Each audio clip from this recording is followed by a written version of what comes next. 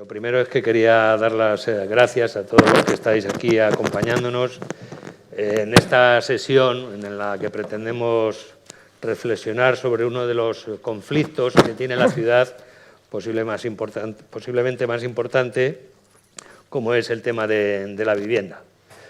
Pero en ese bloque de agradecimientos yo nuevamente quiero dar las gracias a la Casa Encendida, que nos apoya permanentemente, que nos ha permitido estar aquí durante los últimos 10 años, que nos soportan con toda la amabilidad y nos facilitan la labor para que podamos desarrollar los mismos. Al mismo tiempo, quiero animar a los alumnos de la Autónoma para que se han incorporado a esta iniciativa y que, como ellos saben, les dará acceso a un crédito ECTS para sus estudios, lo cual no digo que sea el mejor elemento, pero sí que nos parece que es interesante. Y en ese capítulo de agradecimientos no podemos dejar de dar las gracias a Iris Press Magazine, que nos presta el apoyo de retransmisión en streaming y al mismo tiempo graba la sesión, permite que nuestros amigos de Costa Rica, encabezados por David Porras, puedan seguir en directo las sesiones. Y dicho esto, hoy vamos a reflexionar, como decía antes, sobre la vivienda, el mayor reto para los madrileños. Yo creo que sobre esto, por mi parte, hay muy poco que decir. Yo creo que lo importante va a ser lo que tanto el moderador Julio Vinuesa como las ponentes Arantxa Pascual y Beatriz Corredor nos van a poder decir, pero yo creo que básicamente todos vamos a coincidir con que ha habido un fracaso de las políticas de vivienda y se hace necesario un cambio radical del enfoque, que esa es, digamos, la visión que modestamente yo creo que tenemos la mayoría, que nos acercamos con brevedad al problema de la vivienda y al mismo tiempo que observamos cómo la intervención pública ha sido muy poco capaz de satisfacer a los ciudadanos de este tema como un servicio público. Pero en cualquier caso, como decía antes, lo más importante y lo más relevante es las aportaciones que nos va a hacer Arantxa Pascual, que nos situará en innumerables datos y ejemplos cercanos, tanto de Madrid capital como de nuestra comunidad. Y por hacer una breve reseña de Arantxa, aunque muchos de los que están ya la conocen, Arantxa es licenciada en Derecho por la Universidad Carlos III de Madrid, es máster en Abogacía en ejercicio del Derecho por la Universidad de Salamanca, es máster en Dirección de Empresas Constructoras e Inmobiliarias por la Universidad Politécnica de Madrid, es máster en Cooperación Internacional al Desarrollo, lo cual ya le da un perfil, en principio, bastante interesante para lo que al final se ha dedicado a hacer, que es llevar la gerencia de la Empresa Municipal de la Vivienda y Suelo del Ayuntamiento de Madrid y actualmente es la directora general de Vivienda y Proyectos de Ciudad en el Ayuntamiento de Alcalá de Henares.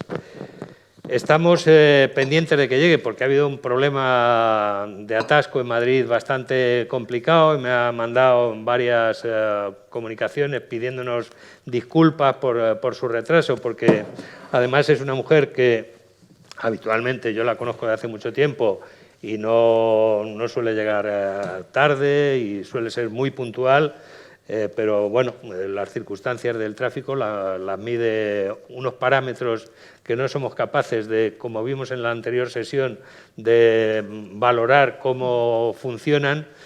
Que la segunda ponente va a ser Beatriz Corredor Sierra, que yo creo que no hace falta demasiada presentación porque fue ministra de Vivienda en el gobierno de Zapatero, posiblemente es la única ministra de Vivienda que ha habido la segunda.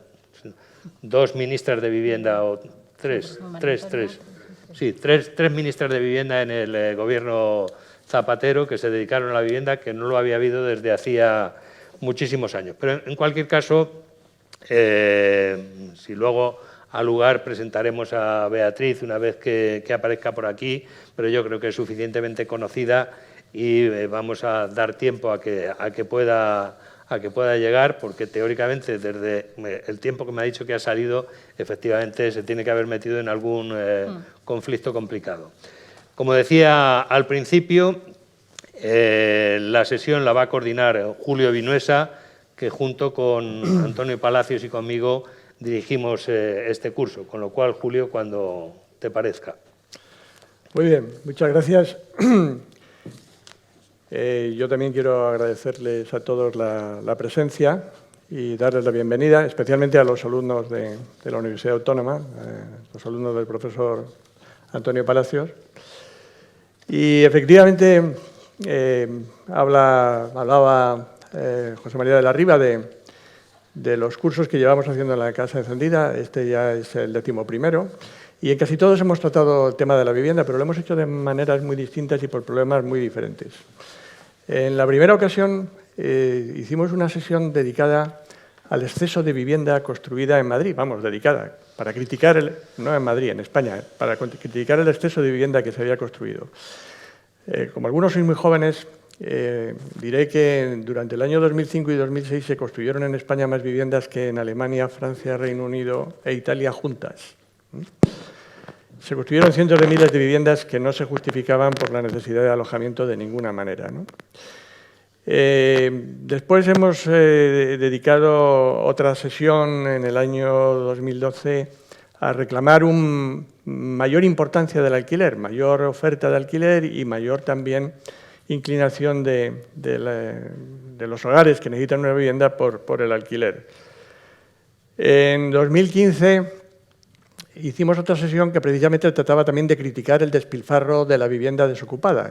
Había muchas, no se sabe cuántas, que esa es otra cuestión que también habrá sobre la que me parece que es importante incidir. No se sabe cuántas viviendas hay, pero hay muchas viviendas desocupadas, que quiere decir que tenemos un parque residencial que no está siendo adecuadamente utilizado, seguramente, ¿no?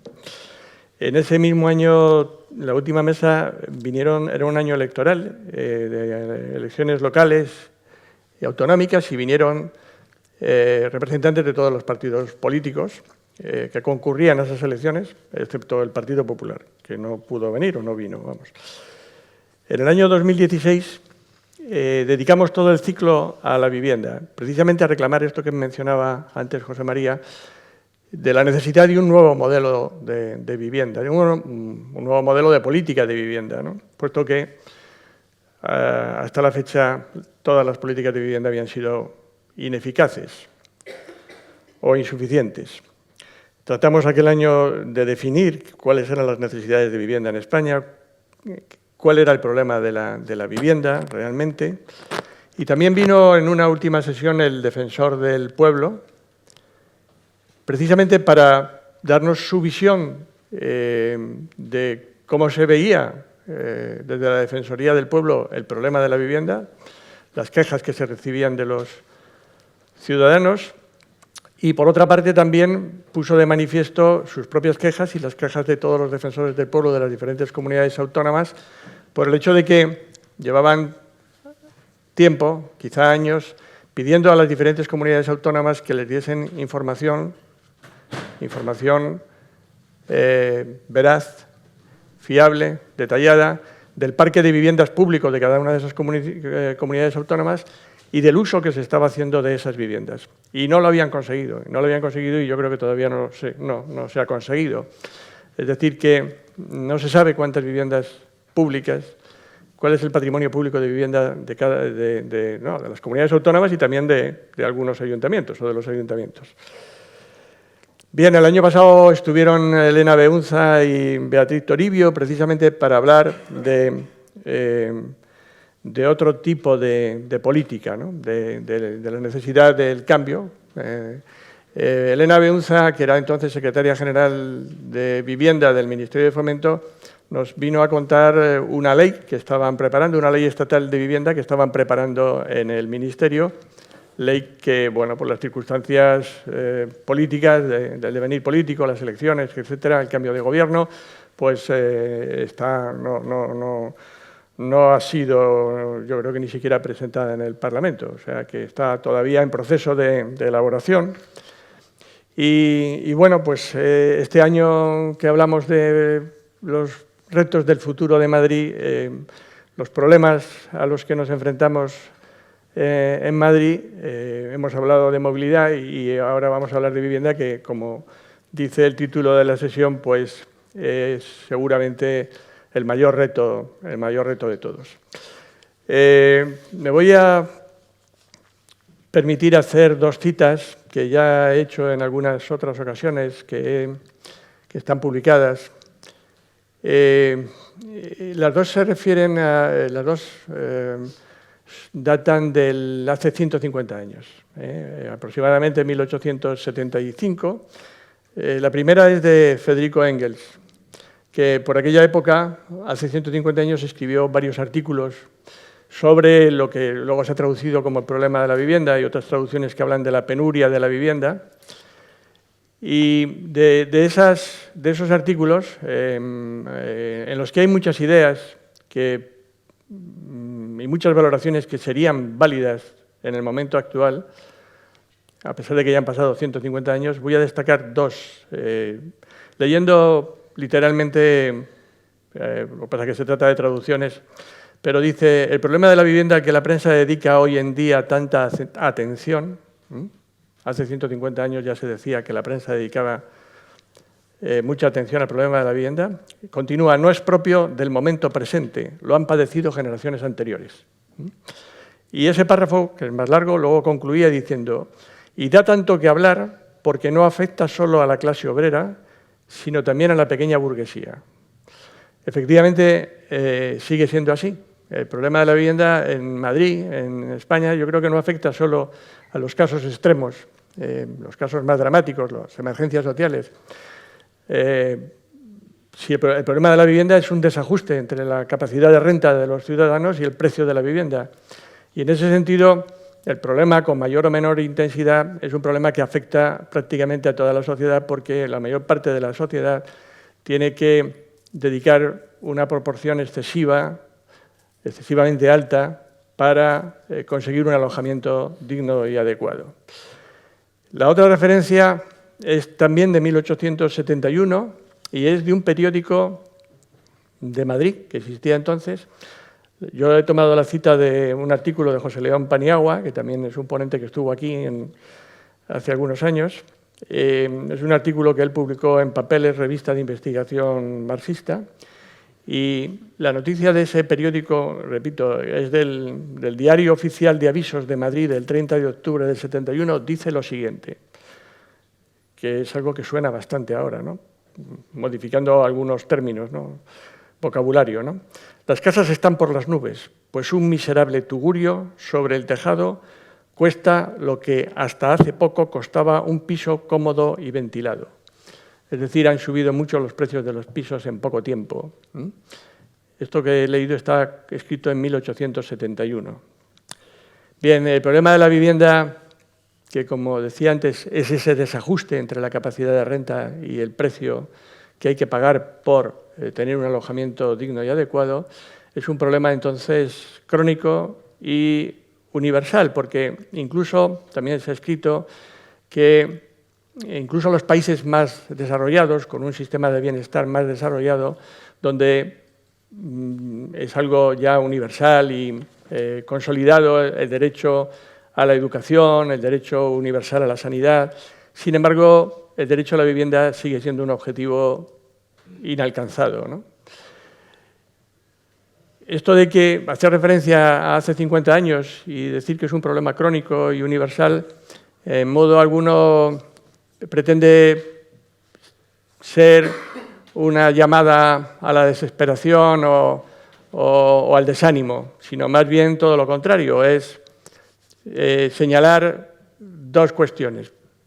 por una parte, que hay que reforzar, las actuaciones, hay que aumentar el esfuerzo por resolver el problema y, por otra parte, también, y es algo que me gustaría a mí que hablásemos hoy aquí, seguramente cambiando las estrategias, cambiando, en definitiva, la forma de abordar el problema.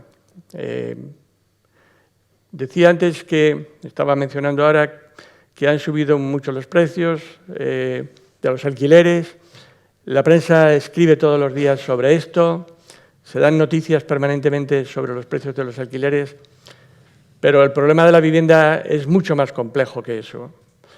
Lo que nosotros venimos proponiendo a lo largo de estos años es que debería enfocarse desde la perspectiva de lo que podemos llamar el sistema residencial, es decir, un conjunto de elementos, de componentes, de factores que interactúan entre sí y que al final producen efectos como este, ¿no? De que suba el precio del alquiler, de que haya una especialísima o muy acusada dificultad para ciertas capas sociales, especialmente para los jóvenes.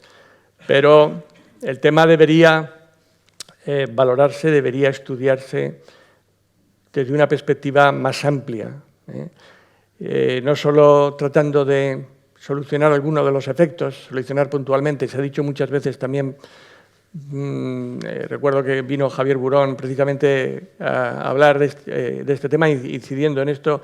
No hay soluciones milagrosas ni es una cuestión que se pueda resolver a corto plazo. Hay que abordar el problema teniendo en cuenta muchos aspectos. Yo querría que hoy hablásemos aquí, y invito, no lo ha comentado antes José María, pero se van a repartir unas papeletas para que se hagan preguntas por escrito, es decir, que intentamos que participen todos ustedes, y a mí me gustaría que hablásemos, pues, en primer lugar, de la falta de conocimiento que hay sobre el mercado de la vivienda. No solo sobre el mercado de la vivienda, sino, que, como decía antes, de las necesidades de vivienda y del parque de vivienda. No se sabe cuántas viviendas hay. Difícilmente un ayuntamiento podría contestar, cualquiera. Bueno, me puede corregir Arantxa, que ha estado al frente de la Empresa Municipal de Vivienda y Suelo de Madrid, pero no se sabe cuántas viviendas hay y qué uso se le está dando a cada una de ellas, ni siquiera cuando las viviendas son propiedad pública, ¿no? Bueno, ese es un déficit que no se justifica de ninguna manera en un momento como el actual, en el que no hay límites técnicos para conseguir mucha información y manejarla de una manera muy eficaz, tener datos sobre hogares que no existen, sobre flujos de hogares, las distintas formas de convivencia y el parque de viviendas. Pues no se tiene. No se tiene y nos manejamos. La opinión pública se mueve por noticias que aparecen en los periódicos sobre noticias facilitadas por entidades privadas que, bueno, pues obviamente tienen intereses privados y sus intereses no son los intereses generales.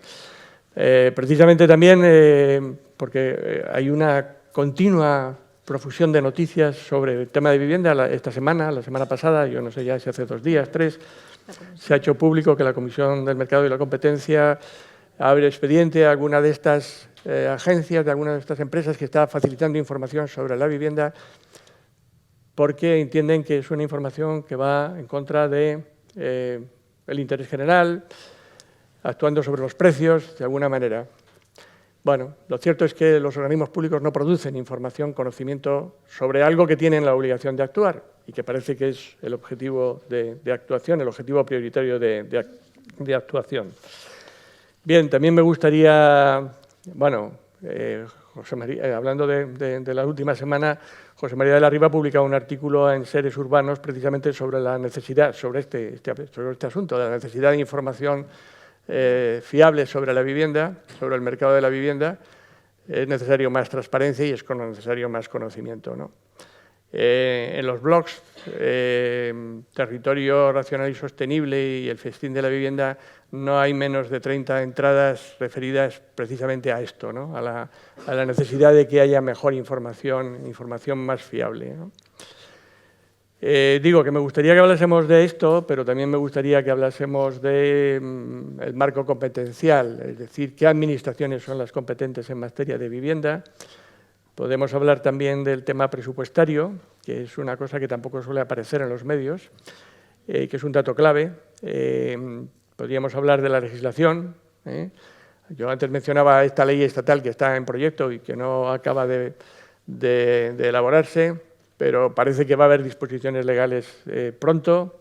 Ayer el ministro de Fomento anunciaba que va a haber bueno, no se llama ahora Fomento, pero bueno, que va a haber una ley o un decreto ley antes del verano para regular precios de alquiler y también sobre rehabilitación. Bueno, algunas de esas medidas, como es el tema de los precios del alquiler y tal, pues seguramente suscita más interés, es una de las que suscita más interés y podemos hablar de ello con más detalle. Incluso si nos da tiempo podríamos hablar del urbanismo, del suelo. También hoy precisamente hay una noticia en la prensa que dice que Madrid va a ceder a la empresa municipal de vivienda y suelo para que construya viviendas en alquiler, viviendas sociales en alquiler. Bueno, pues la idea es que de verdad que lo de Beatriz debe ser complejo. Supongo que cuando venga no va a haber oportunidad de presentarla demasiado ni de comentar nada. Pero yo sí que quería, bueno, cuando venga lo comentamos. Entonces, estaba previsto que hablase primero Beatriz, pero empieza Arantxa y luego cuando venga Beatriz se incorpora. Bueno. Pues cuando quieras, Arantxa, y muchas gracias por estar aquí. Vale. Bueno, pues muchas gracias. Que no es la primera vez que estás. No, buenas tardes a todas y a todos. Es la tercera, si no me equivoco. Bueno. Así que, bueno, en primer lugar, gracias a... No te vamos a hacer fija. Sí, de plantilla.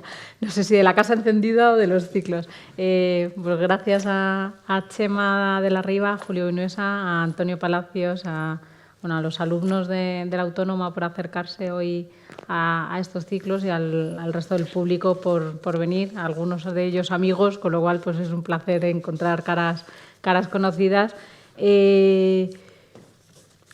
Una aclaración y luego ya, digo porque ha hecho dos comentarios Julio y espero que no se me olviden porque si no me voy a envenenar. Cuando en la presentación Chema decía que gerente de la Empresa Municipal de la Vivienda de Madrid en la legislatura anterior, ¿vale? Digo, por luego poder explicar algunas de las actuaciones, digo, porque todo tiene también su porqué en la línea del porqué de las actuaciones y en los cambios de las políticas y de la importancia de las políticas. Bueno, yo creo que si pudiéramos un poco, Julio ha hecho una introducción bastante amplia y si sigue, pues nos deja casi sin argumentos y ya iba a decir casi no tenemos de qué hablar, pero no, al contrario. Si venimos a hablar de vivienda, podríamos echar horas y siempre encontraríamos por dónde. Podríamos escoger la vivienda desde el punto de vista histórico, si queremos, y analizar lo que es la vivienda, y lo hemos hecho en otros ciclos, la vivienda desde el punto de vista teórico, como derecho, lo hemos analizado cómo aparece en los textos internacionales, en la Constitución, cómo se va desarrollando, y podríamos dedicar el debate a esa parte. Yo creo que hoy los ciclos en esta ocasión tienen un contenido eminentemente más práctico. Está fenomenal y para el debate da y mucho el tema de la vivienda, pero yo creo que el título, ¿no?, de la vivienda como reto, pues intentemos afrontarlo como reto, y para eso tenemos que mirar al futuro. Para poder mirar al futuro quizá hay que saber un poco de dónde venimos. Entonces, voy a intentar no hacerle mucho caso a la presentación para que podamos llegar, y así le damos tiempo a que llegue Beatriz, a las preguntas que un poco que formulaba Julio, que yo creo que son de verdad las interesantes. El tema de los precios, curiosamente, porque ayer en la comisión el ministro ya adelantó la posible regulación y explicaremos un poco que no es tan fácil ni va a ser una cosa tan inmediata, porque no es tan así. Y para poder llegar a eso, el de dónde venimos tiene un poco de explicación previa. El parque público, digo porque como teníamos previsto que Beatriz hiciera como una aproximación un poco primero general al mundo de la vivienda, hablar de vivienda y hablar de vivienda en España y en concreto en Madrid es siempre hablar, o ha sido recientemente, en términos de siempre con la contraposición entre el régimen de tenencia, si estamos en un régimen prioritario de tenencia en propiedad o en alquiler. Y lo veíamos, lo podemos ver en gráficas, lo podemos analizar. No me quiero extender mucho porque todos sabemos cuál es la situación si lo comparamos con Europa. Cuando se dice que España, y después lo podemos analizar, es un país de propietarios, yo pregunto, ¿seguro? ¿O no? Pues depende. Realmente es un país de propietario, quizá a partir de una determinada época, y es bastante reciente. Parece que venimos de una época de propietarios muy antigua y resulta que no, que posiblemente si nos ponemos, estamos hablando solo de los años 60 para acá, y todos la famosa frase de Arrese de que queremos un país de propietarios y no de proletarios, pues yo creo que nos suena a todos y es bastante común. Entonces, bueno, pues es de dónde venimos. ¿Qué es lo que pasa? Que ahora decimos, hemos pasado de un país de propietarios, ahora están cambiando las tendencias y estamos yendo hacia el alquiler. Pues otra afirmación que tampoco me creo, es mentira. No estamos yendo hacia el alquiler. Nos están imponiendo el ir hacia el alquiler, no como cultura, que es lo que deberíamos ser capaces de llegar o a lo que deberíamos llegar, sino por la situación económica y por el precio el que encontramos la vivienda. Realmente ninguno o prácticamente ninguno de los aquí presentes, y esperemos que eso cambie, o aspiro a que eso cambie, la gente no quiere alquilar. La gente se ve un poco obligada a alquilar porque no puede pagar con los salarios que tiene el pagar una vivienda en propiedad. Y eso quizá es lo que haya, ese cambio de mentalidad es el que tenemos que conseguir. No porque me venga impuesto el cambio de mentalidad, porque no lo puedo pagar, sino porque de verdad sea un cambio de mentalidad cierta. Entonces, eso tiene mucho que ver con cuál era la situación del parque, cuál es la situación del parque en España y en concreto en Madrid en relación con otros países de la esfera europea. España tiene un parque de vivienda pública de apenas el 2%. En Madrid es peor todavía el espectáculo que tenemos de vivienda en alquiler, es apenas el 1,2%. Si sumamos las viviendas del ayuntamiento y de la comunidad, lo cual es bastante más terrorífico de lo que parece, frente a las tasas que siempre se utilizan de Países Bajos, del 30%, Austria, del en torno al 24%. Entonces, ese de verdad es el panorama del alquiler en España, un poco que nos lleva a cuál es la situación. Venimos de la evolución del patrimonio, no sé por qué no cargan los gráficos. La situación del patrimonio, para entrar en la situación de Madrid, de la Comunidad de Madrid y del Ayuntamiento de Madrid en concreto, lo podemos ver de una forma muy fácil. En el caso de la gráfica de la izquierda, vemos cuál sería el patrimonio, es un ejercicio teórico, el patrimonio teórico de la MV, si su patrimonio, todas aquellas viviendas que han ido construyendo, no se hubieran destinado a la venta. Tendríamos hoy un parque superior a las 28.000 viviendas. Como las políticas realizadas durante todos estos años por la Administración municipal iban destinadas a la venta, y digo a la venta a pesar de que eran viviendas protegidas en suelos públicos. Digo por si se nos olvida dónde estábamos construyendo, tenemos un parque actual de 6.100 viviendas, con lo cual es un parque bastante irrisorio para lo que podría tener el municipio de Madrid. En el caso del IBIMA, el antiguo IBIMA, la actual Agencia de la Vivienda Social, que en 1995 tenía un parque en Madrid de 76, en la Comunidad de Madrid de 76.000 viviendas, se ha movido la pestañita, pero bueno. Actualmente, en lo que es en el municipio de Madrid, apenas tiene 11.000 viviendas, ¿vale? Con lo cual, pues a más.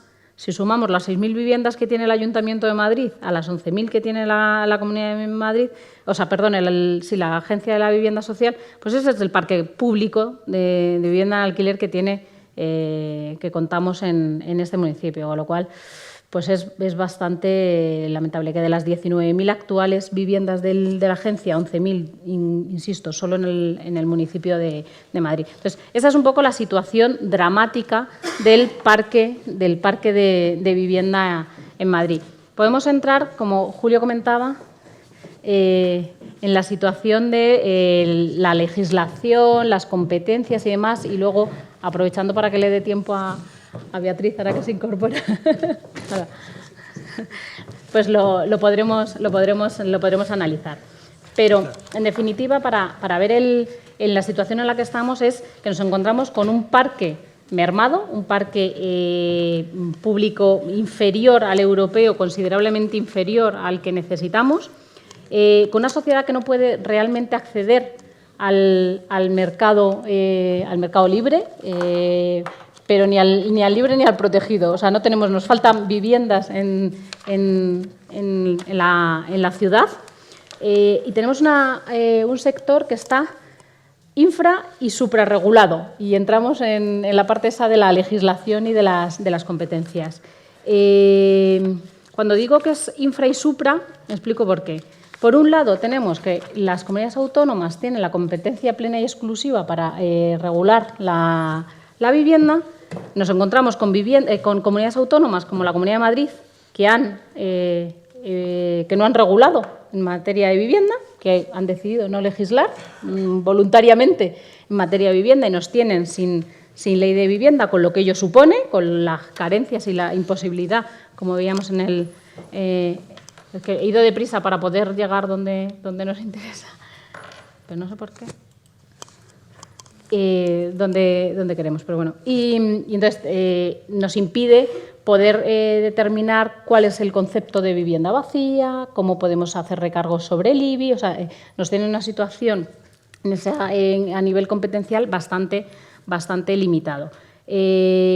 Y por otro lado, el sector de la vivienda es un sector que económicamente es muy interesante y por tanto tiene una suprarregulación en otros elementos. Pues al final tenemos muchísimas leyes, tanto a nivel de impuestos, las compraventas, los alquileres, la ley hipotecaria, la ley de enjuiciamiento civil. Al final tenemos muchísima legislación vinculada a la vivienda, cuando los aspectos que de verdad tienden a regular lo que es el uso de la vivienda y el acceso a la vivienda, sin embargo, lo estamos dejando olvidados. Entonces, esa es un poco la parte de las competencias que podríamos desarrollar enormemente, cuáles son las competencias que estamos dejando de lado, pero en definitiva todo yo creo que lleva a la complicación en el acceso a la vivienda de la población. Especialmente, y Julio en la introducción, la tienes puesta como con tiempos, no sé por qué. Es que hemos elegido mal el día porque es comienzo de puente. Nosotros cuando elegimos el calendario procuramos que no haya partidos de fútbol, pero tampoco lo conseguimos. Está muy complicado. Iba a decir que hay que dar especialmente las gracias a Beatriz Corredor porque, como muchos sabréis, esta semana ha asumido altísimas responsabilidades que me imagino que han puesto su agenda absolutamente patas arriba y, sin embargo, está aquí. Con lo cual, efectivamente, en nombre de los alumnos, sobre todo, muchísimas gracias. Y me dejas, perdona, Arantxa, voy a pedir disculpas, de verdad, porque yo llego puntual a los sitios, de verdad, me da muchísima vergüenza. Lo ha dicho Chema antes. Lo ha dicho Chema antes. Me da mucha vergüenza llegar tarde, lo siento de verdad, he puesto todo lo mejor de mí, pero vamos, que obviamente esto no iba a faltar, porque entre otras cosas lo han preparado con muchísimo cariño y mucha antelación, con lo cual no tenía razón de ser que no estuviera aquí a pesar de todo. Así que perdonadme, de verdad, sobre todo vosotros. Bueno, volvemos entonces, sí, vamos como queráis, al tema de las competencias. Sí, no, tú, si quieres, terminas tú. Yo quería, bueno, porque hemos hecho antes una especie de ya adelanto de los temas que podríamos tratar, aunque claro, como también ha explicado Arantxa, cualquiera de ellos nos podría llevar mucho más del tiempo que tenemos hoy aquí y otros muchos temas, pero ya que estábamos con el tema de las competencias o de las administraciones, hay unas competencias estatales que son también limitadas en relación con la vivienda porque corresponden a las comunidades autónomas, luego los ayuntamientos, que es realmente donde se manifiesta el problema, no tienen competencias, no tienen presupuesto. También me gustaría que saliese a relucir el dato del presupuesto del Estado en vivienda. Bueno, pues os dejo que habléis porque... Arantxa, termina tu presentación, sí, si quieres. No estábamos siguiendo la presentación porque Julio haya llegado, ha pisado, básicamente. Sí, es un poco... Vosotros sabéis que hemos cambiado el formato, la mayor parte de los asistentes también. El formato pretende dar incluso más participación de la que habitualmente dábamos. Que aprovecho ya que os he interrumpido para decir que si se ha repartido una hoja en la que podéis hacer preguntas a los que estamos aquí en la mesa, especialmente a las ponentes, pues os lo agradecemos que nos lo vayáis haciendo llegar, porque eso dará más agilidad y le dará más viveza al lío en la que les hemos metido a las ponentes. Sobre todo era un poco, estábamos enmarcando el tema del marco competencial, entonces sí que decir que efectivamente los ayuntamientos, que son la administración más próxima y la que al final termina teniendo que dar respuesta a la población, se encuentra con que uno no tiene competencias para dar respuesta y termina teniendo que dar respuesta incluso a las emergencias habitacionales cuando es la comunidad autónoma quien, en el caso de Madrid, con el decreto 52/2016, es quien tiene un decreto para asumir el parque de emergencia residencial, con lo cual pues son situaciones un poco complicadas en ese sentido. Los ayuntamientos tienen limitadas las competencias por la Ley de Estabilidad Presupuestaria, además, a la promoción de vivienda en régimen de sostenibilidad financiera, con lo cual es materialmente imposible las implicaciones presupuestarias en ese sentido, y la Comunidad Autónoma de Madrid un poco sí que es un poco la reivindicación que hacíamos al principio. Está haciendo una dejación de funciones totalmente al no ejercer sus competencias y no ejercer no haber llevado hasta ahora, no haber aprobado una ley de vivienda en la comunidad autónoma, y esa es un poco la situación terrible en Madrid.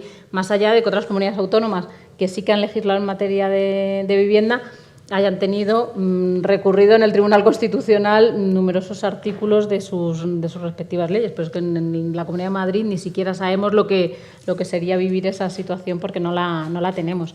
Cuando estamos hablando de las dificultades del acceso a la vivienda y en la situación en la que nos encontramos con el parque que tenemos, Julio comentaba la dificultad especialmente de los jóvenes, que por eso he dicho, luego lo comentamos, ¿no? Evidentemente, cuando decíamos que si éramos o no un país de propietarios, yo decía, no me lo creo, es mentira, nos lleva. O sea, ha sido una tendencia relativamente reciente, y ahora tampoco es que de repente nos hayamos vuelto locos por el alquiler y seamos súper felices y queramos ir al alquiler, no, es que nos vemos abocados por las subidas de los precios.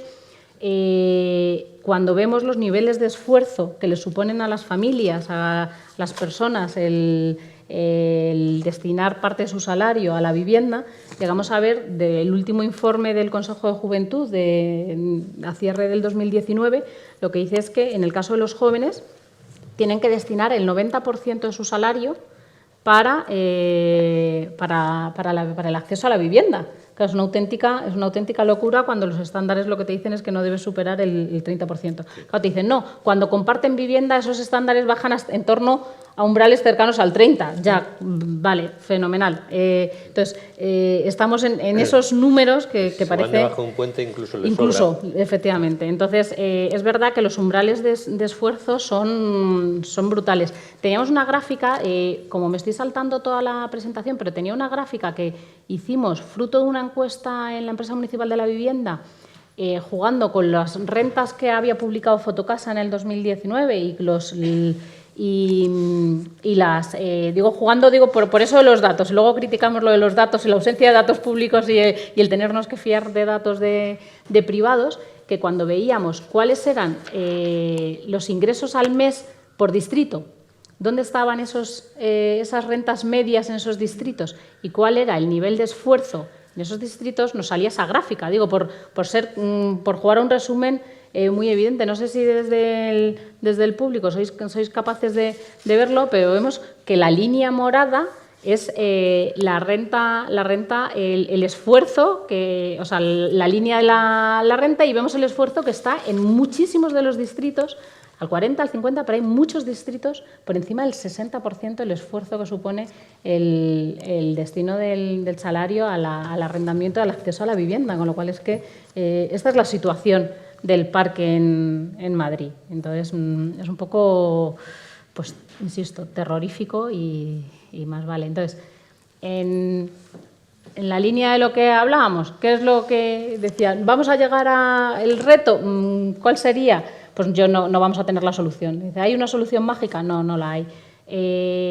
La primera, el impulso de políticas públicas de verdad de vivienda, destinadas a vivienda. ¿Con una única acción? No, evidentemente, con muchas. Yo sí soy partidaria de la ampliación del parque, de seguir ampliando. Hicimos, y Chema lo comentaba al principio, jornadas también sobre... con una crítica al que se había incrementado el número de viviendas en un momento dado en exceso. Sí, evidentemente todo con medida, con control, pero yo creo que sí que es necesario el incremento del parque, por supuesto en alquiler, de forma prioritaria, por supuesto con rentas asequibles, prioritariamente vivienda protegida. O sea, me refiero que podemos explorar luego todas las derivadas de esas políticas, pero fundamentalmente con impulsos de políticas públicas de vivienda, de verdad pensando en la vivienda como un bien necesario, como un bien necesario para el desarrollo personal y profesional de las personas, de las familias. Cada vez son más y más diferentes los tipos de familias, los tipos de unidades convivenciales que van surgiendo. Tenemos que hacer también una pensada de cuáles son esas viviendas a nivel no solo urbanístico, igual que tenemos que repensar la ciudad, y aquí lo hemos hecho en algunas ocasiones, también tenemos que repensar qué tipo de viviendas son las que necesitamos, qué tamaños, con qué características y demás. Y yo creo que pues, el incremento de las familias monomarentales y monoparentales, el de las familias reconstruidas, como dicen ahora, de las familias extensas y demás. O sea, que sí que tenemos que darle una vuelta a todas esas nuevas fórmulas, intentar adaptarlo también a esas nuevas fórmulas de arrendamientos, y jugar incluso con los suelos dotacionales, en aquellos donde tenemos excedentes de equipamiento. Parece que se están empezando a animar también en esa línea, y aunque sea luego, si nos da tiempo, sí que quería tocar alguna cosa con ese sentido, con el famoso build to rent que nos parece que nos está comiendo ahora, que se ha puesto como de moda, que arrancó también la Comunidad de Madrid con el Plan Vive, y que ahora de repente todos los fondos de inversión, todas las OCIMIs, parece que han encontrado el yacimiento de oro. Claro, efectivamente, el yacimiento de oro es lo que están buscando, que es el construir en suelo público, preferentemente, a ser posible, construir y poner viviendas en alquiler bajo el paraguas de que van a ser viviendas más asequibles. Si son asequibles, perfecto, evidentemente, ojalá, que todo lo que sea incrementar el parque de vivienda en alquiler asequible, pues yo creo que bienvenido sea, pero ojo, no pensemos que es la panacea. Estamos hablando de que son fondos y que lógicamente quieren que tienen que buscar, y es razonable que tienen que buscar su beneficio, pero pensemos también en las limitaciones que hay que poner, y especialmente cuando sean suelos públicos. O sea que en ese sentido tengamos también Muchas gracias, esas precauciones. Arantxa. Pues si te parece, Beatriz, Sí. A ver.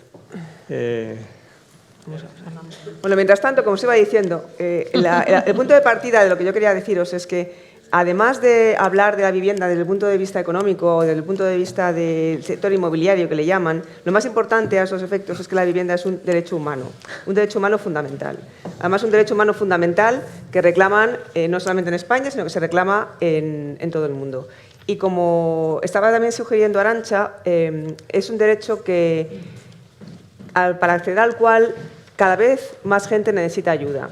Es decir, ya no es un derecho que se tenga que proteger desde los poderes públicos solamente para aquellos grupos de personas que sean especialmente vulnerables, sino que cada vez más y más, no solamente en España, sino también en Europa, hay colectivos que anteriormente no hubieran necesitado una ayuda para acceder a la vivienda digna y, sin embargo, ahora sí lo necesitan. No solamente estamos pensando en personas en riesgo de exclusión social, en personas desempleadas, sino que podemos pensar en personas de ingresos medios o bajos, en familias, como tú decías, monomarentales o monoparentales, familias numerosas, las personas mayores, que siempre nos olvidamos de que en muchos casos, aunque tienen vivienda, tienen dificultades para mantenerla o la tienen inadecuada. Por supuesto, los homeless, que eso son una de las categorías más vulnerables, los jóvenes que tienen trabajos precarios, los que se llaman de los de la gig economy, los que están compatibilizando o conviviendo varios en la misma casa como cuando eran estudiantes y se dedican a repartir con bicicletas para cuando la gente no quiere salir a comprarse una pizza porque llueve. Y claro, estos jóvenes tienen el problema de que aparte que tienen salarios bajísimos y no pueden tener un proyecto de vida propio, es que además no tienen la posibilidad de cotizar y de ahorrar, con lo cual su futuro a medio plazo es muy complicado de cara a la posible de tener una jubilación. Ponete otro ordenador. Bueno, entonces, como yo la tengo aquí, yo la puedo ir siguiendo aquí. Los principales retos que se plantean ahora mismo desde este punto de vista, la vivienda como derecho humano, son la desigualdad, que cada vez es mayor, o sea, como estaba diciendo, que cada vez hay más colectivos y más colectivos que requieren un apoyo público para acceder a una vivienda digna y adecuada. En segundo lugar, los retos que el cambio demográfico supone. El cambio demográfico implica que cada vez más hay una población que está jubilada y que, por tanto, requiere una serie de atenciones con sus pensiones. Hay un importante núcleo de trabajadores, que son alrededor de mi quinta, de los 40 a los 50 años, muchos de los cuales han tenido problemas de desempleo a lo largo de la crisis y han perdido también parte de su capacidad de ahorro y de aseguramiento de la pensión. Y luego tenemos a mí un sector que me preocupa especialmente, que es la generación siguiente a vosotros, o sea, que va antes de vosotros, la de 30 y tantos años, que son justo esa generación que cuando empezó la crisis hace 10 años acababan de terminar su formación y, por tanto, ellos naturalmente pensaban en incorporarse al mercado de trabajo y a tener un proyecto de vida en común, que era lo que les habíamos prometido. Y se encontraron con una crisis que les impidió acceder a un trabajo para el que habían estudiado y que, al cabo de 10 años, muchos de ellos siguen viviendo con sus padres, compartiendo piso y sin poder tener un trabajo medianamente digno. Entonces, esta generación de 30 y tantos años se va a encontrar con un problema no solamente para acceder a la vivienda en alquiler, sino que se va a encontrar con el problema de que si no conseguimos cubrir sus necesidades básicas para tener ese proyecto de vida, cuando tengan 20 años más y estén a punto de acabar su carrera laboral, vamos a tener una sociedad en una situación muy precaria porque no van a poder ahorrar para jubilarse y, por tanto, no van a poder tener lo que mis padres se han tenido, la generación de mis padres, que es después de una vida laboral más o menos estable y larga, tienen su casa pagada y tienen su pensión. Si pensamos en la crisis, muchas de estas personas mayores han podido ser los que han sacado adelante a sus familias porque tenían su pensión y la vivienda pagada. Si tuvieran que estar pagando un alquiler y con pensiones más bajas, la posibilidad de que la red familiar hubiera servido para paliar la crisis hubiera sido muchísimo menor. Entonces tenemos ahí un problema que lo que quiero enmarcarlo es que la vivienda no solamente es el problema de habitabilidad, sino que es un problema que va mucho más allá. Va mucho más allá y se refiere al ejercicio de derechos humanos fundamentales.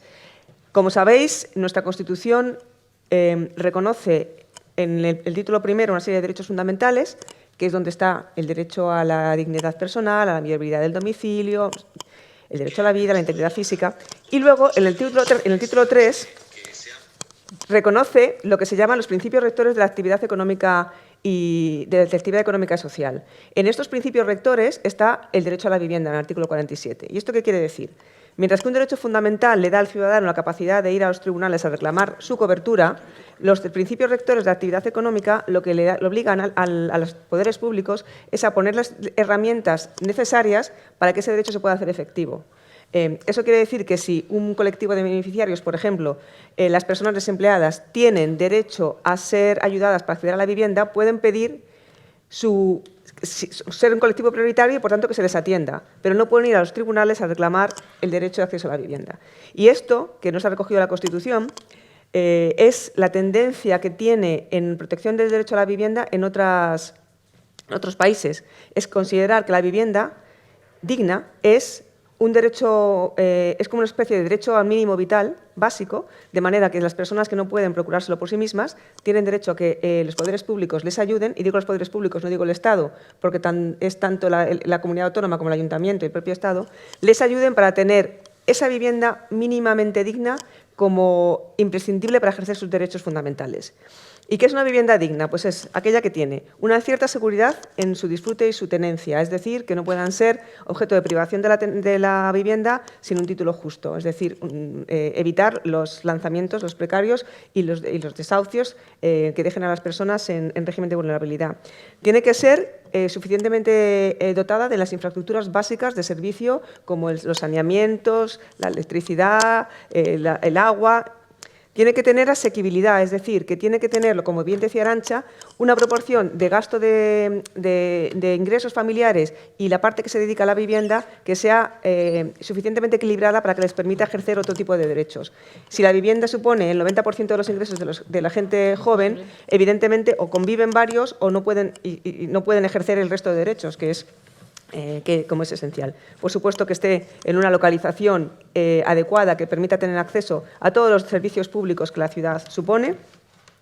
Tiene que ser accesible para todas las personas que tengan dificultades o que tengan capacidades especiales, y tiene que ser una vivienda situada en un vecindario seguro, salubre, y que tenga algo que desde el punto de vista de la ciudad y del urbanismo es esencial, que es adecuación cultural, es decir, que evitemos aquellas comunidades o aquellas formas de vivienda que sean como hechas en masa, o aquellas comunidades, por ejemplo, que hay mucho en Madrid, cerradas, que hacen que no se tenga conciencia de comunidad o que se pierda el alma de las ciudades. Y luego, si hablamos de gentrificación, me vais a entender perfectamente. La declaración de la vivienda como digna y adecuada, como un derecho fundamental, no es una cosa nueva.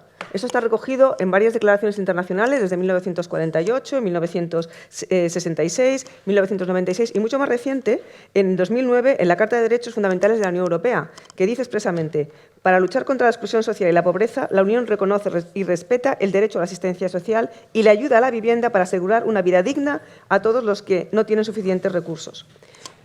Vale.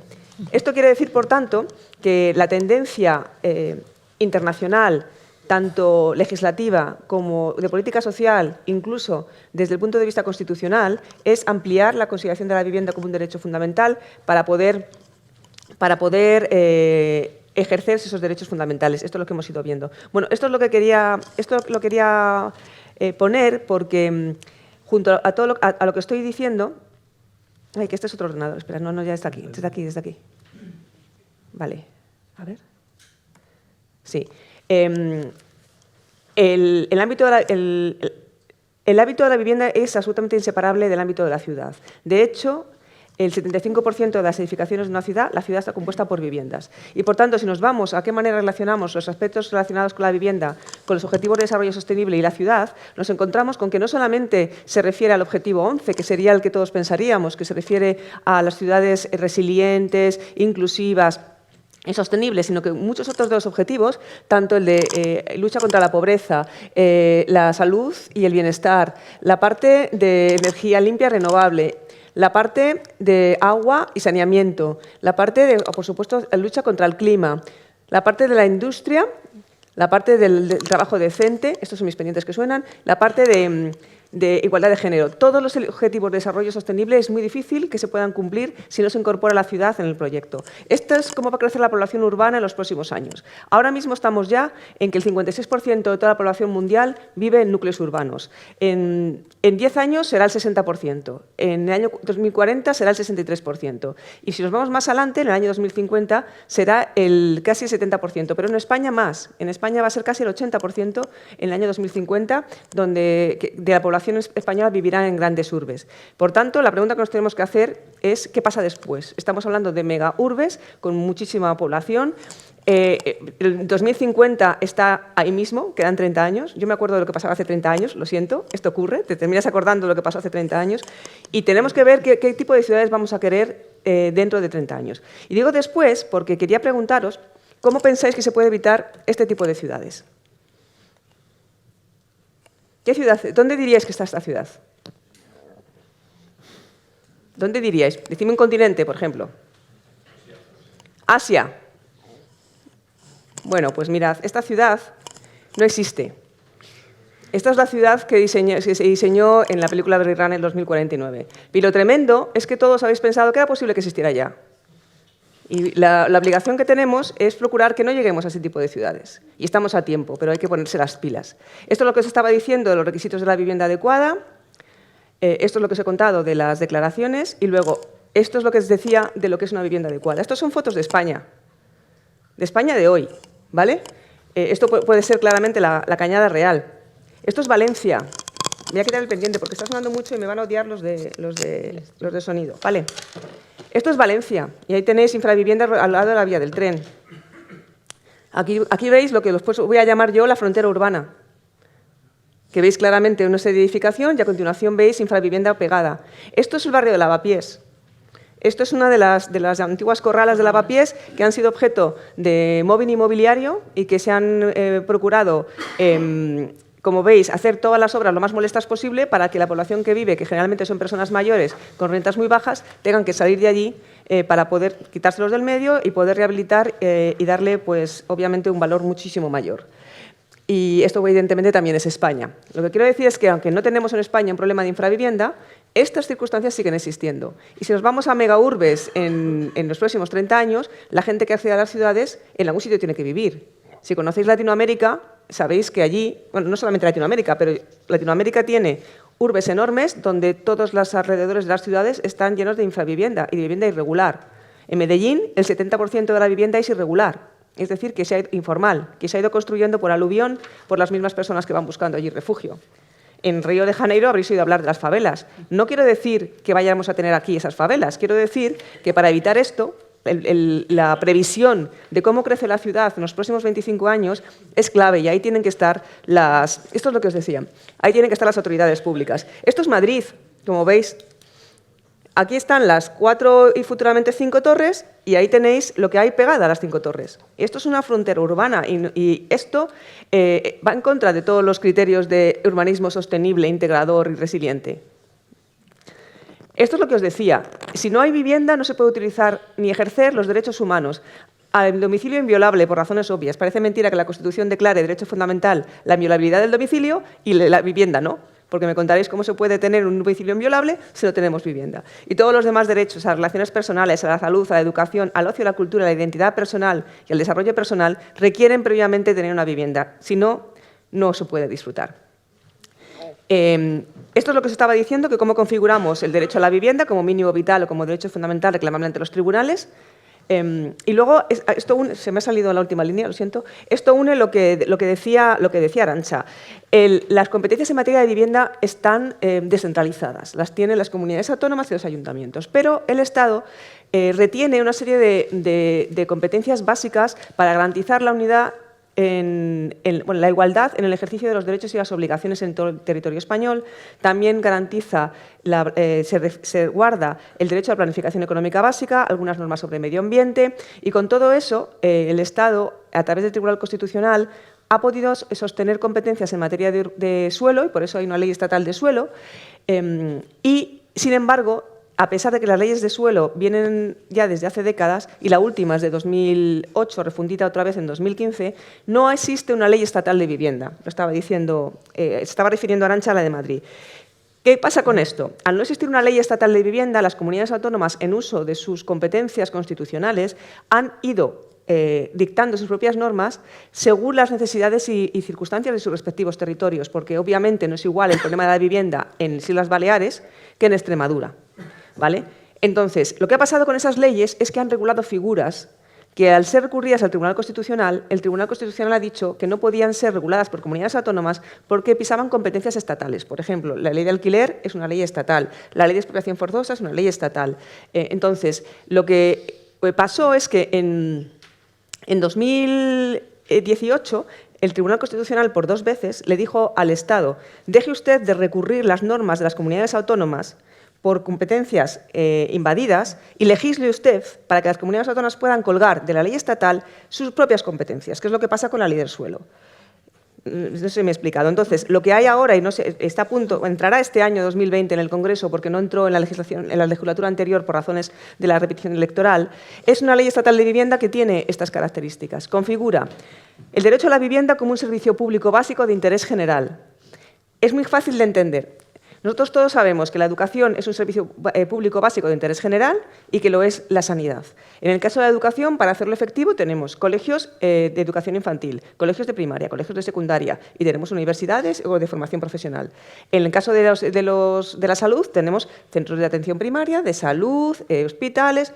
¿Qué pasa con la vivienda? Que no tenemos ese parque público al que refería Arantxa. No tenemos la dotación pública necesaria para dar cobertura a la vivienda como un derecho básico de interés general. Y eso es lo que falta. Y para construirlo, aparte de la ley, hace falta, pues lo que decía ella, movilizar la vivienda vacía. Luego podemos discutir cómo, incorporar al sector privado, porque esto hay que ser muy realista. Es imposible que con fondos públicos, aunque sumemos todas las administraciones, se llegue a tener presupuesto suficiente para intervenir en el mercado de la vivienda, tanto en la vivienda nueva como en rehabilitación, si no contamos con el sector privado. No hay suficiente dinero. Y el sector privado tiene como objetivo ganar dinero. Entonces, los poderes públicos tienen que tener la suficiente capacidad para, haciendo compatible el interés de las empresas para ganar dinero, que es razonable, que ese interés sea compatible con el interés público y con los presupuestos públicos.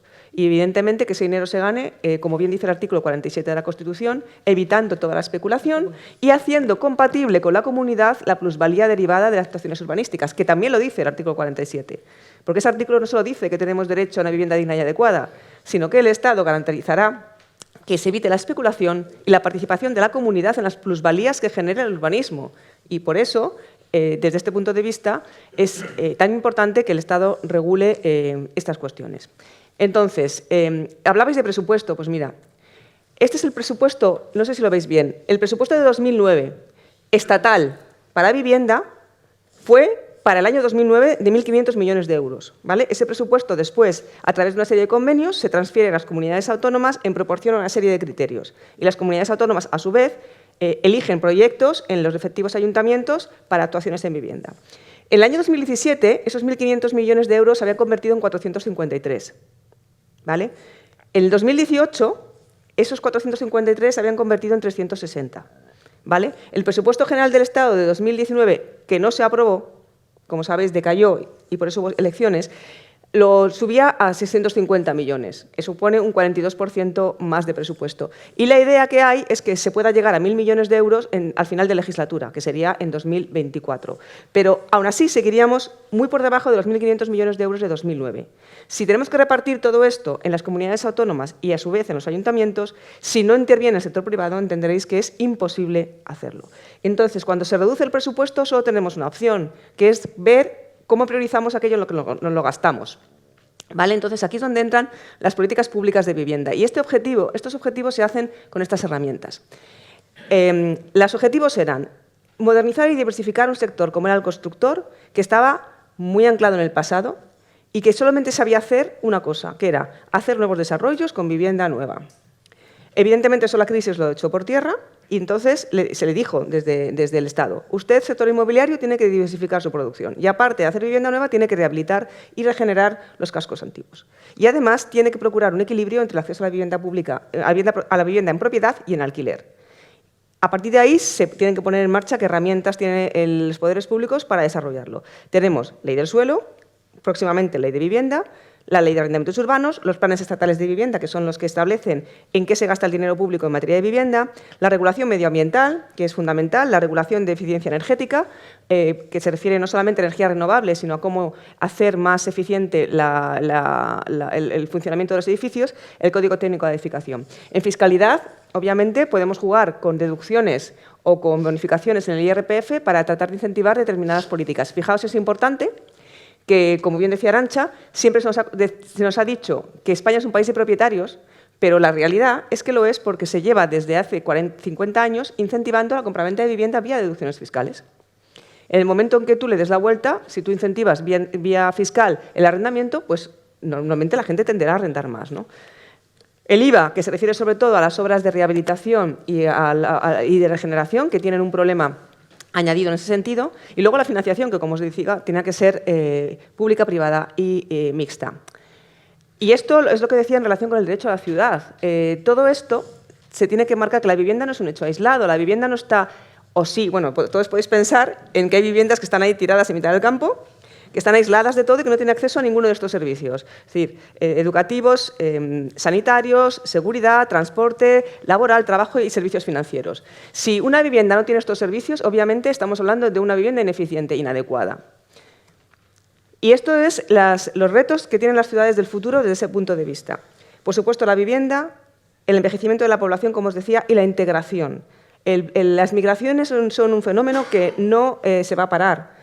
Es imparable el fenómeno migratorio, pero no solamente migratorio de personas que vienen buscando o bien refugio, o bien asilo, o bien mejor vida económica. Es que desde dentro de los propios países los movimientos migratorios entre propias provincias son enormes. La semana pasada o la anterior venía, no sé si lo visteis, creo que fue El País, hizo un gráfico que era móvil sobre los flujos de personas que entran y salen de una provincia a otra para trabajar todos los días.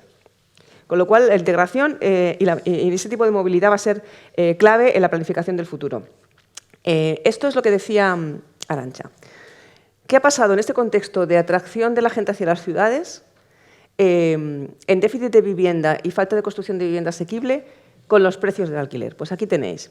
Sube en 9 comunidades. El precio crece más rápido que la venta. De hecho, la línea de arriba es el alquiler y la línea de abajo es la venta. Crece más el alquiler que la compraventa. Los precios del alquiler subirán un 2% de media en los próximos 6 meses. Expulsan del mercado al 24% de los jóvenes. Airbnb y Booking generan subidas de precios, desalojos e inseguridad. ¿Por qué? Porque todas las viviendas que se están dedicando al alquiler turístico no se están dedicando al alquiler estable.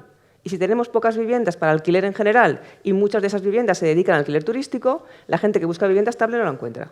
Y, por tanto, yo no soy economista, pero obviamente si hay menos oferta y hay mucha demanda, pues suben los precios. Y, evidentemente, está claramente comprobado que en los sitios donde... Esto es como si tiramos una piedra en un estanque. El primer círculo sería el centro de las ciudades, donde en principio se empieza a recalentar el precio porque hay muchas viviendas en alquiler turístico. De hecho, en Madrid, en Centro y en Sol, hay 2 viviendas de alquiler turístico por la vivienda normal de alquiler residencial. Entonces, la gente que vive aquí se va al barrio de al lado, porque obviamente, y así sucesivamente, con lo cual la piedra en el estanque hace que progresivamente todo el precio de los alquileres en todos los barrios se vaya encareciendo. Y esto es lo que se ha hecho a lo largo de los últimos 10 años en materia de alquiler, que es lo que citaba Arantxa.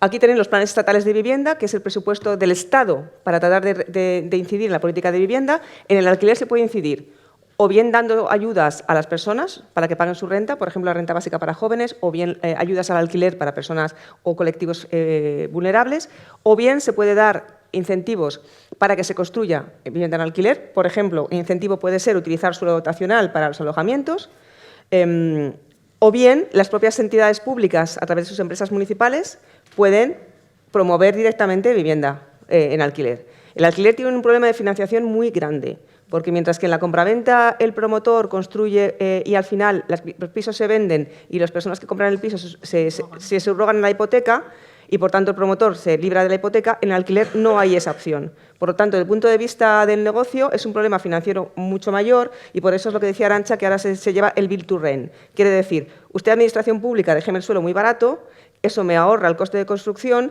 y entonces pueden hacer una proyección de rentabilidad sobre ese alquiler más baja y se supone que eso permite que haya rentas más bajas y ahí es donde también ellos entran pidiendo ayudas al pago de la renta para esas familias. Entonces, bueno, hay que hacer números, esto es una cuestión puramente financiera. Y luego, como sabéis, se modificó el decreto de alquiler, la regulación del alquiler el año pasado para dar mayor seguridad al inquilino, si queréis en las preguntas podemos entrar, y lo que se ha anunciado ahora es el tema del control de rentas. El tema del control de rentas es muy controvertido y supongo que tendréis muchas preguntas, luego hablamos, porque se dice mucho que hay otros países donde se está haciendo y ya veremos cómo no es exactamente así. De lo que se trata en el control de rentas es lo siguiente. Desde el Estado no se puede decidir a cuánto tiene que alquilar la vivienda cada uno, pero sí que le puedes dar al ayuntamiento unas herramientas para que el propio ayuntamiento pueda saber dónde se está disparando el precio de la vivienda en su municipio. Entonces, lo que el Estado está haciendo, lo que el Ministerio de Fomento está haciendo, es un índice oficial de precios de alquiler que no existe, porque no existía. Entonces, con una serie de datos públicos, están haciendo un índice para que se pueda saber cómo va el precio de alquiler en cada zona. Y entonces, eso es una herramienta que el ayuntamiento puede utilizar para en un determinado momento decir, en este barrio se me está disparando el alquiler, voy a tomar medidas de control o de límite, ¿vale? Eso es lo que se pretende con el control de rentas. Y con respecto a la rehabilitación, lo mismo. Hay en los centros de las ciudades, no solamente en Madrid, en muchísimos sitios, edificios que se están quedando bastante ineficientes para el destino residencial. Ya no decimos también, por ejemplo, edificios públicos, edificios destinados a oficinas, edificios de pisos muy grandes que no tienen ahora mismo salida porque cada vez se tiende a vivir en pisos más pequeños. Y ahí nos encontramos con un problema que es la normativa municipal. Tú lo sabes mejor. O sea, la normativa municipal es la que tiene que permitir que, por ejemplo, si hay un edificio donde los pisos son de 120 metros cuadrados y la demanda para pisos en el centro es de 60 porque van a vivir una pareja o vaya a vivir una persona solo, es muy difícil desde el punto de vista de la normativa municipal permitir cierta flexibilidad para que se pueda dar juego a diferentes formas de habitación y diferentes formas de convivencia en ese tipo de edificios tradicionales. O reconvertir, por ejemplo, un edificio público en un edificio residencial. Porque el urbanismo y la calificación de los usos es muy inflexible.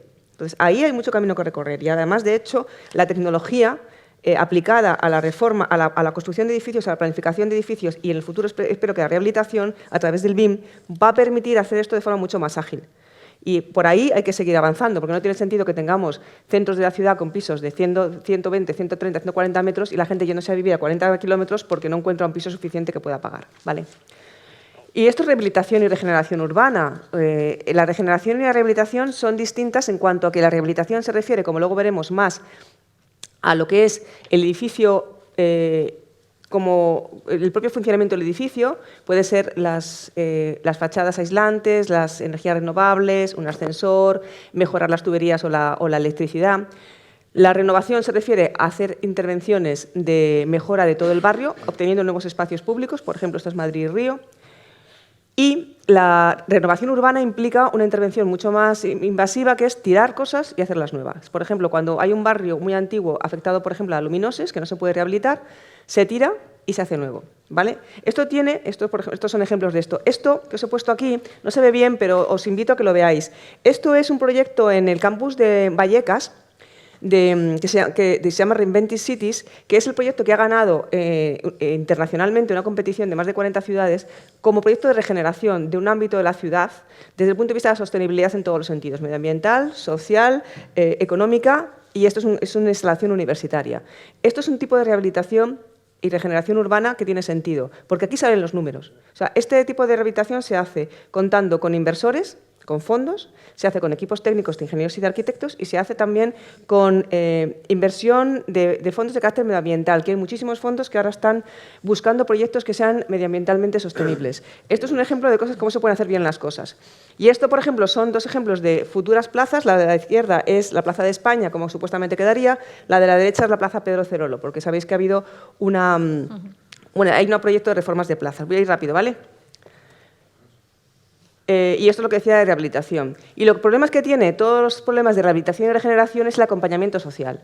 Cuando intervenimos en un edificio, en un barrio donde vive gente, a la gente no se la puede sacar de allí hasta que termines de hacer el edificio. Tienes que procurar una manera de o bien acompañarlos en el proceso si se tienen que quedar a vivir dentro, o bien trasladarlos a un nuevo edificio mientras se hace el suyo, y durante este proceso evidentemente hace falta mucha información y acompañamiento social. Muchos proyectos de rehabilitación y regeneración fracasan porque no se hace bien el acompañamiento social. Y tú, Paco, sabes perfectamente lo que estás mirando. ¿Vale?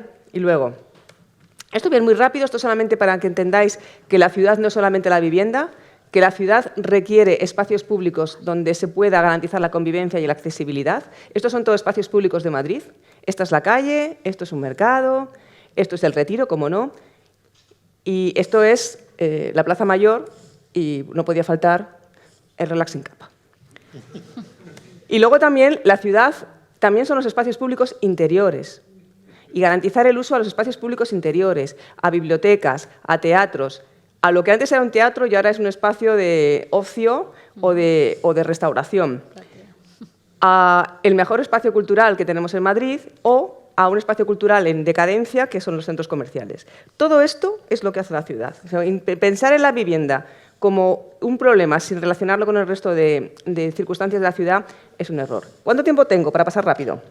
Pues hay preguntas ya de... Bueno, pues estos son fotos porque quiero que los veáis, porque esto se refiere a cómo evoluciona la ciudad. Como son muy gráficas, os dejo que lo veáis. Esta es la Plaza de Callao en 1950. Esta es la Plaza de Callao en 1960. Para que veáis, encuentra las diferencias. Esta es la Plaza del Callao en 1970. La película es diferente, ya os lo digo yo. Esta es la Plaza del Callao en 1985. Esta es la Plaza del Callao en 2010. Y esta es la Plaza del Callao, bueno, 2018 no, esto es 2020, perdón, que se me ha quedado ahí. Por tanto, es una ciudad que ha evolucionado desde una ciudad que no tenía grandes coches, con más coches, con transporte público y peatonalizada. Si nos vamos a la Gran Vía, estas son dos fotos de la misma esquina de la Gran Vía a lo largo de los años. Esto es el origen de la Gran Vía, para que veáis. Esto puede ser los años 50, estos son los años 70. Este es el proyecto de peatonalización de la Gran Vía. Esto pone actual, pero porque es antes y es lo que queda después. Y así es como ha quedado la Gran Vía ahora. Por tanto, se ha ido adaptando porque la ciudad es un organismo vivo que tiene que ir adaptándose a los tiempos y a sus usuarios.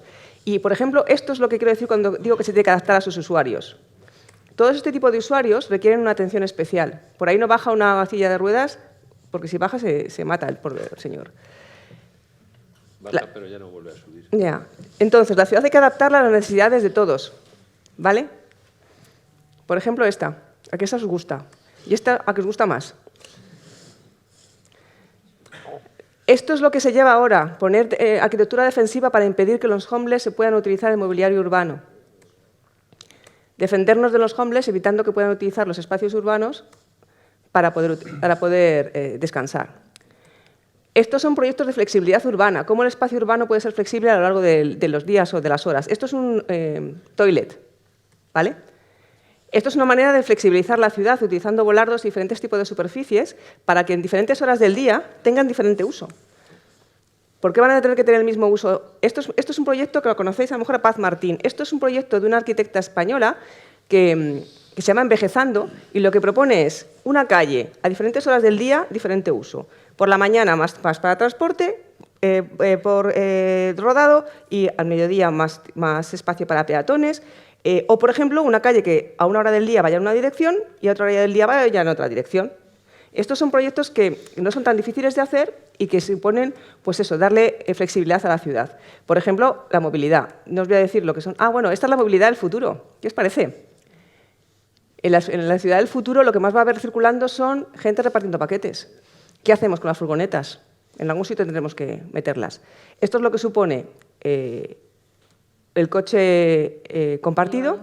Esto es lo que supone también la contaminación de los diferentes tipos de transporte y esto quizás es el futuro que el coche autónomo o no. Y finalmente, ya sé que me he ido, pero dejadme que me he llegado tarde, esto es la ciudad de la perspectiva de género por lo siguiente. En los transportes públicos de todo el mundo, las mujeres, está en inglés pero lo entendéis, tienen en algunos sitios pánico o miedo, pero es que es muy difícil encontrar una mujer, y cualquiera de vosotras que estáis aquí me lo decís, que no haya tenido algún incidente desagradable en el transporte público, ¿vale?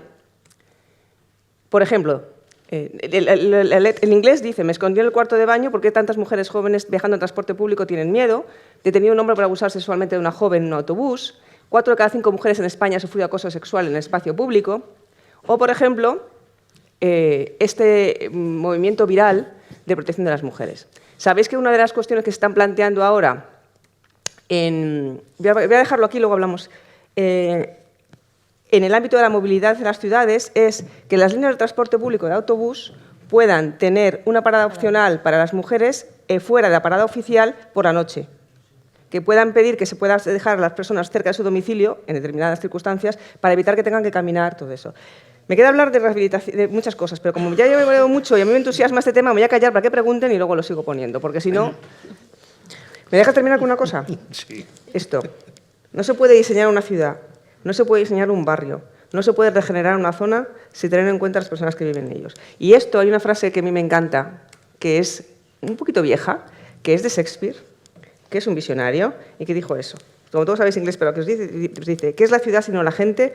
Es cierto, la gente es la ciudad. Y si tienes esa perspectiva, si los poderes públicos tienen esas perspectivas, seguro que no se equivocarán. ¿Has visto que viene terminado? Me parece estupendo. Yo no sé si Julio quiere... Sí, no, está muy bien la frase de Shakespeare. Efectivamente es verdad, pero efectivamente habrá que cambiar esa cultura que se ha impuesto de la vivienda en propiedad, porque efectivamente el alquiler es visto como un mal menor, ¿no? E incluso, bueno, llevamos no 50, sino más de 70 años con la idea de que hay que comprar una vivienda, necesariamente, ¿no?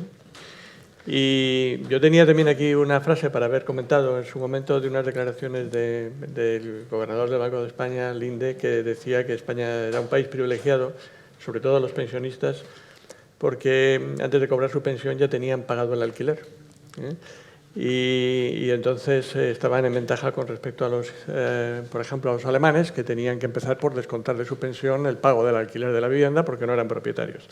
Bueno, en definitiva, que se puede hacer todo tipo de utilizaciones y de manejos, y hace falta mucha más información, mucha más transparencia. Lo decíamos al principio, ahora van a publicar el Ministerio de Fomento en marzo el índice de precios de alquiler, que efectivamente me parece que va a tener una desagregación suficiente como para poder determinar zonas homogéneas dentro de las ciudades, claro, que es de lo que se trata, no ni municipal, ni metropolitano, ni autonómico, sino zonas tensionadas, como se dice. Y a mí me parece que eso, desde el punto de vista operativo, va a ser muy complicado.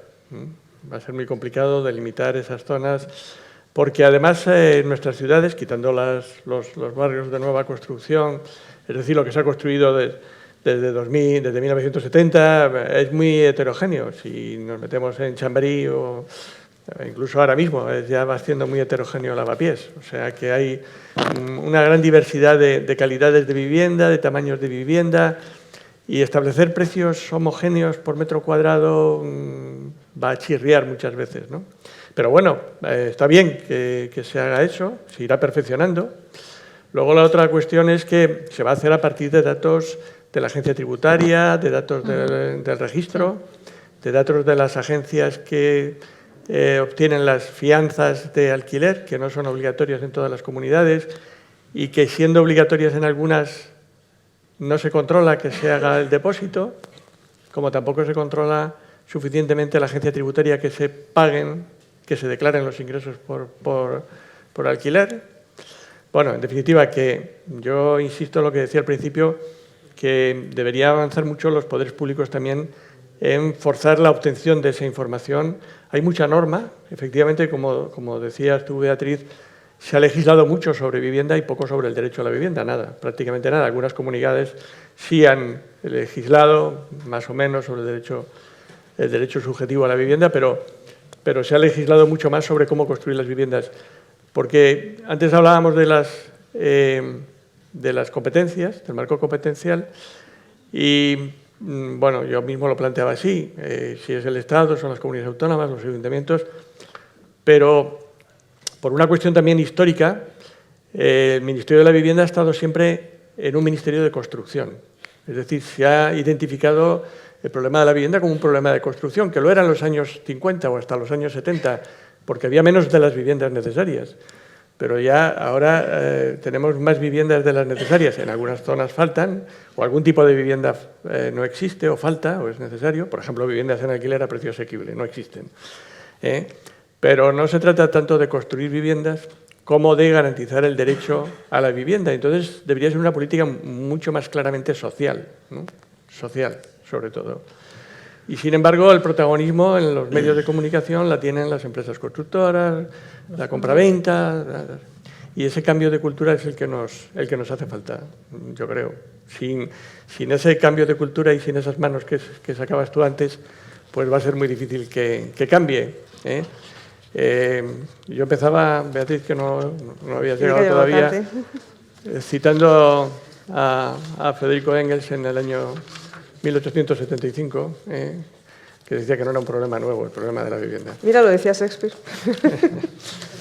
Bueno, pues no sé, no hay más preguntas ahí, ¿no? No, muchísimas gracias, Beatriz, Arantxa, muchísimas gracias a todos. Y simplemente decir ya que el día 26 de marzo tenemos otra sesión precisamente sobre la desigualdad, que obviamente la vivienda es el principal elemento de desigualdad. Pero bueno, trataremos de hablar también de otros elementos que están haciendo que cada vez sean mayores los desequilibrios, cada vez sean mayores las desigualdades.